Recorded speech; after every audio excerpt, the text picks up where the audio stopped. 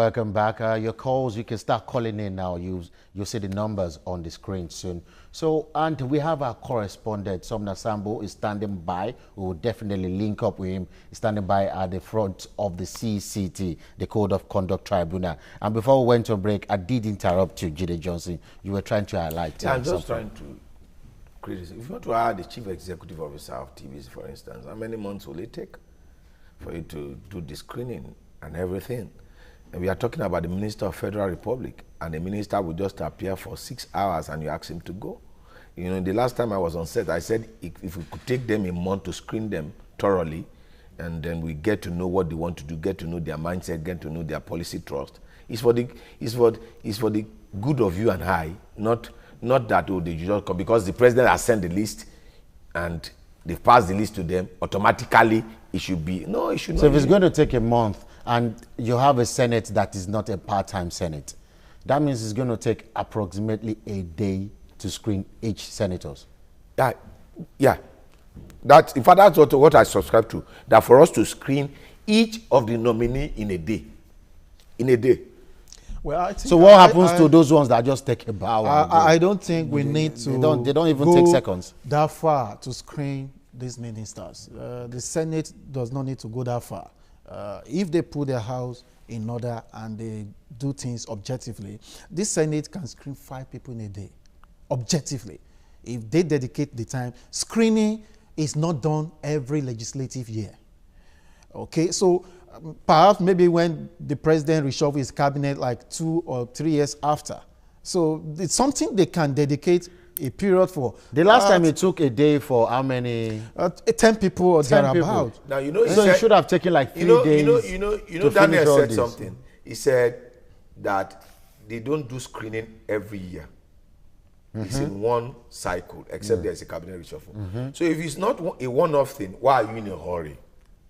Why are we always in a hurry? Shouldn't we be in a hurry? Listen. We have a whole lot. We have a whole lot. But I think I think where we are missing it is the fact that taking side for either the Senate or the presidency in terms of this delay may not help the issue. We need to look at things objectively. Objectively in the sense that if we have an amendment to this clause that empower the president to submit the list of the ministers to the Senate for screening, if we have an amendment on it that they can include the portfolios of the individuals, it makes things easier. Once you know the portfolio you have been nominated for, you prepare yourself well, and the Senate will do a better and thorough job to screen you properly without going general and asking random questions, and you'll be delivering presentations on areas you are not likely going to be given an appointment or office to give for you to serve. So there's not a big deal, okay? If the Senate is going to spend 1 hour per nominee, I can assure you, if they know the portfolio of that nominee, they will do a thorough job within that 1 hour. And if they're going to screen 4 or 5 people in a day at a plenary, it's not bad. Before they do for 2 weeks, they will be done. Okay. Because there are other legislative works to do. There are bills. In fact, one of the issues, the areas that we should be concerned now is that this government promised us so many things to be unbundled in the petroleum sector, in the judicial sector, the justice reform. We are at the bills. By now, the bills should be coming to the National Assembly. And I can tell you that if we do not pursue bringing in new laws to build the institution now, the change mantra will soon disappear. That's what I was because asking. that is the future we need to face. Now we set up Professor Isage's committee to look into corruption. We are not hearing anything again. Are they going to sit for 10 years or they sit for 4 years before they give us a report? Now we need to start putting things in the right direction. Professor Oshibado, so Daniel, are you saying there are reasons for us to be in a hurry, right? We need to get to work. Now nothing's happening. JJ, what do you think? We need to get to work. We should be in a hurry. There's a whole lot. Basically, there should be a whole lot for them to look into. And the last time they moved the motion about the importation of rice, and everybody was like happy, okay, we're moving. After a while, we did not hear anything again, and we have to start that again all over, maybe like in some few weeks' time. We should be in a hurry. What do you think? Dapo, I was young, said, when, before the president nominated, they said we should give him time. And I said he has no time. Public opinion is a fickle and fragile commodity. An opportunity was provided for the opposition to be the ruling party in April. And there were loads of promises that were made.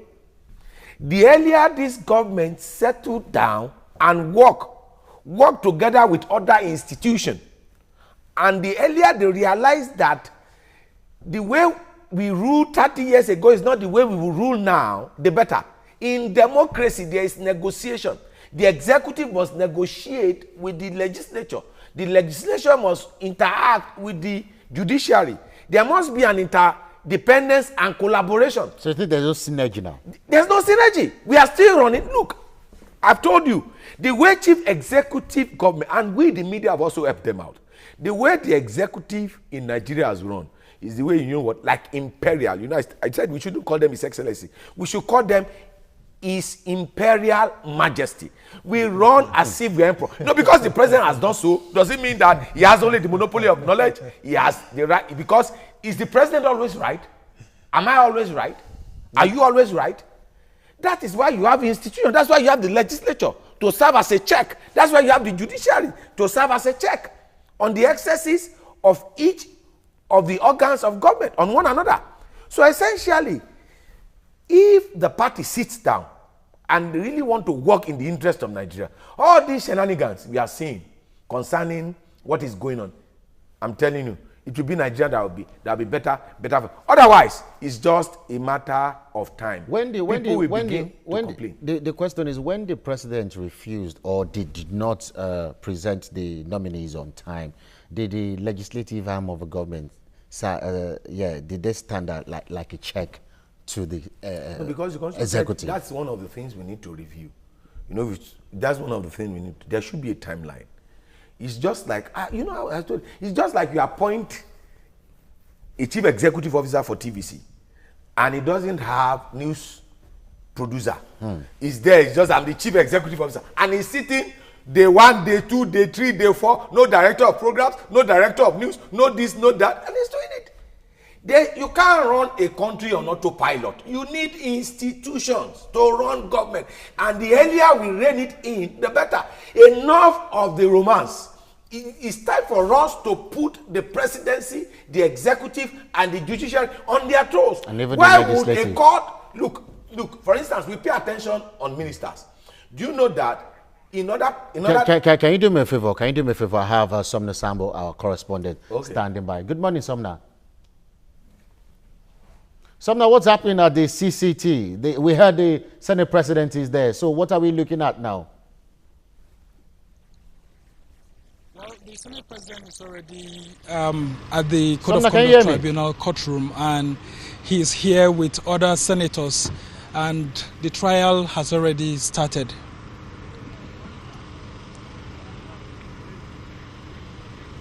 Okay, so what are we looking at today? Of course, the Senate President is supposed to defend the 13 charges that have been preferred against him by the Office of the Attorney General of the Federation. And of course, the Office of Attorney General of the Federation is prosecuting on behalf of the Code of Conduct Bureau, which is the investigative and verification arm of this process.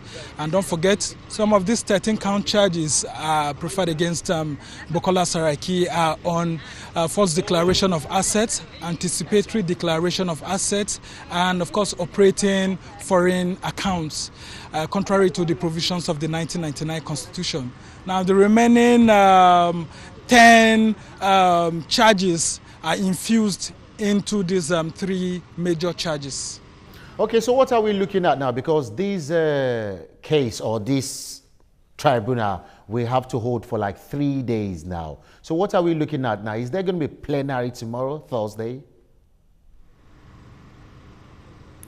Yes, if you have followed our newscast, you understand that the Senate has adjourned plenary till Thursday, which is tomorrow, October 22nd, and that came in late in the evening yesterday because the Senate at plenary yesterday adjourned its proceedings to today, Wednesday the 21st of October. But yesterday evening, towards around 6-7 p.m., journalists who covered the Nigerian Senate were surprised to receive a copy of a press statement from the office of the acting clerk of the Senate saying that the Senate will be sitting on Thursday rather than Wednesday, which is today.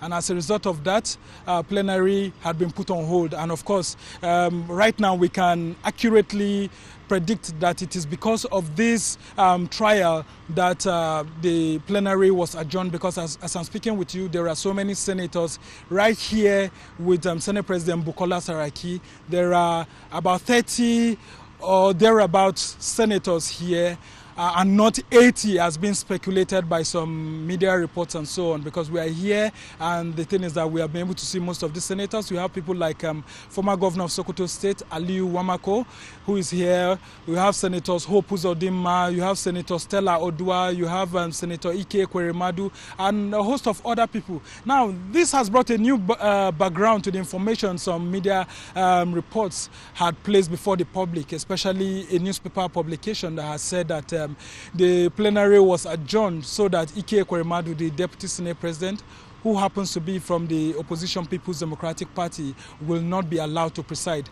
But well, the Deputy Senate President is right here in the courtroom with Senate President Bukola Saraki.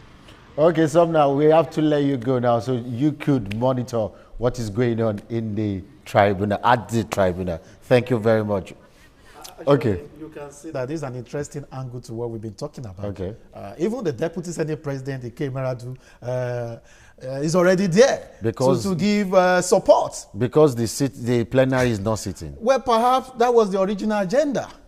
You know, that we all move together. You know, we said earlier that they may have like 20 senators, you know, being with him in that place. So how many of them will be left to be at the plenary at the floor? It said contrary to news, it said they were not 80 but 30. But 30 is a large number. Does the executive want to turn the legislature into an opposition? It was one of the fundamental mistakes of Obasanjo first term in office. It is important and it is critical for us to understand that government operates on collaborative effort, not on individual effort. You see, so you are saying the executive is acting like a lone ranger now. Is that exactly what you're saying? You can see 30 senators. With the way this thing is going, somehow the executive is almost turning the legislature into an opposition. And we don't need that to move this nation forward. But the president has said it over and over again that he's not meddling in the affairs of the legislature. Is not. Did I mention the president? Okay, the presidency. Did I say the presidency? Okay, what did you mention? The executive. Who is the executive? You are personalizing it when you say because we don't have ministers. And so who is the executive? Well, I think we shouldn't be. Or Daniel, who could be the executive here? As far as the case is concerned for now, it's too early to start pointing the finger towards the presidency. Can I interrupt you to take our first caller, Prince YX from AMUWO. Good morning, sir. Good morning, Jide. Fine, thank you. Good morning. You see, we have fed up with all these senators. I must say this. Now, Mr. Johnson, we are not screening anybody there. The president has already screened those who want to work with you, Mr. President, before sending it down to the Senate. Only for them to just ratify. We don't want to wait for 3 or 4 months before passage of these people. This is first name of Mr. President. And I want the Senate to work with you, Mr. President. We don't vote for these people. And I want to start a lot of warning. Why am I saying this? The senators, they are not doing the bidding of Nigeria. My uncle, let me say something. If you call this senator, they are not working for I am part-time. They will start on Tuesday, Wednesday, Thursday.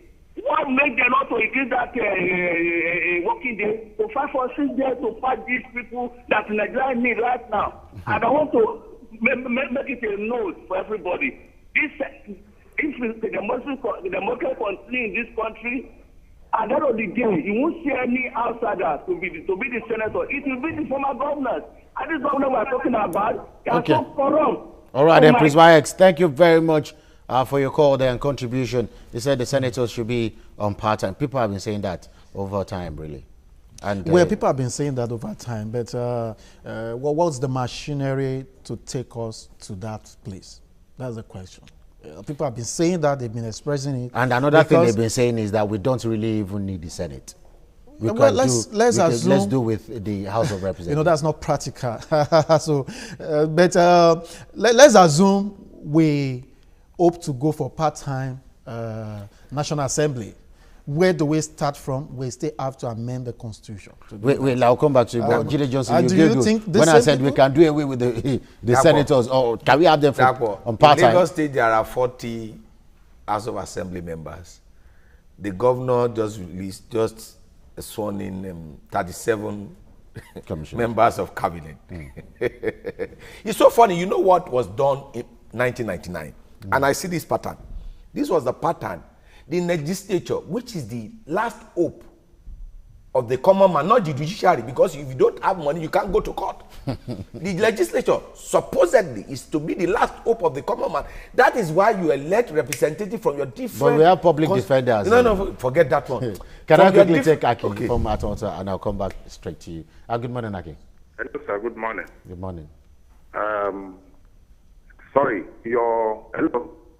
Yes, I can hear you. Yes. The man in a white suit there, I don't understand. Jide Johnson. The legislator, the last hope of the masses, even though if that is to be, not this type of legislator we have. The APC have their plan when they were coming into power. But Saraki came into that place and messed it all up. We know what happened. If he has not done what he has done, what we are seeing today, we wouldn't have been seeing it. If he cannot take the heat, let him leave the place. Okay. We are all. I am behind the executive. Let them do whatever it takes to take him out of that place. All right, then I'll leave Jide Johnson to... Now, first and foremost, for clarification, we are not talking about... I'm not interested in personality. That's what we all are interested about in Nigeria. It's about the institution. The last time I said it, I'm a Christian by faith. Jesus came and built the institutions. After he's gone, it's moving. Prophet Muhammad sallallahu alaihi wasallam of the Islamic faith came and built the institution. He had structures. Not after they have gone, whatever structure they had in place is still moving on. But in Nigeria, you know what? We celebrate people per time. It's not about individual, and the executive cannot even do it alone. Can I interrupt you again and take Reverend Dominic, and I'll come straight back to you. All right, Reverend Dominic. Good morning, sir. Good morning, Dabo. How are you? Fine, thank you. Dabo, I want to. I will plead to you to give me one minute to make this issue known to you. 30 seconds, Reverend Dominic. Please, there was a guest you brought yesterday, and he said that that Igbos are supporting Mozob. That statement is wrong, sir. And I know it's not opinion of TVC. No, you know I corrected him immediately. Very well. Yes. Now let's move forward. What I'm trying to say here, what Johnson is saying, Johnson has spoken my mind and confused me at the same time. We cannot in Nigeria today sit on fence. We must call a spade a spade. APC is getting it wrong. It is on record now that PDP has come back in job board and found out how they lost election was the problem they have in the party, not the people of Nigeria. Okay. If APC, which we voted, start on that line, will they become PDP one day?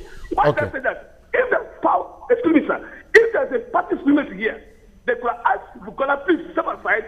Let us move forward and give Nigeria the promise to go to them. How could one man hold nation ransom? Okay. How could it? Reverend Dominic, I have to let you go because we don't have time again. As we close, gentlemen, you have a lot to respond to. Now, Dapo, I said I'm a Christian by faith. Yes. I got the Father, the Son, and the Spirit. And that represents the tree of government. It represents the tree of government. Won't do it alone. I've never seen where it is done alone. My closing shot is this. The executive must learn to work with the legislature, and the legislature must learn to work with the executive and the judiciary. There must be collaborative effort. There is no organ of government that is higher than the other. They are interdependent. As we go, I have a breaking news. Okay. The CCT has postponed sitting to November 5th and 6th. Postponed sitting to November 5th and 6th. You have 30 seconds. Well, that's another twist to what has been happening, and that's even interesting. We didn't see that coming anyway, because we thought they will face the trial today, tomorrow, and thereabout. Okay. Maybe they were already considering the implication of the Court of Appeal as well. Therefore, we must keep government, either the executive, the legislature, or the judiciary, on their toes. Okay. That's my advice. Thank you very much, Jide Johnson, Deputy Provost, NIJ, and also Daniel Akinlami, a politician. And that's our package. My name is Dapo Aruwajwe. Bye for now, and God bless Nigeria. Thank you, Dapo.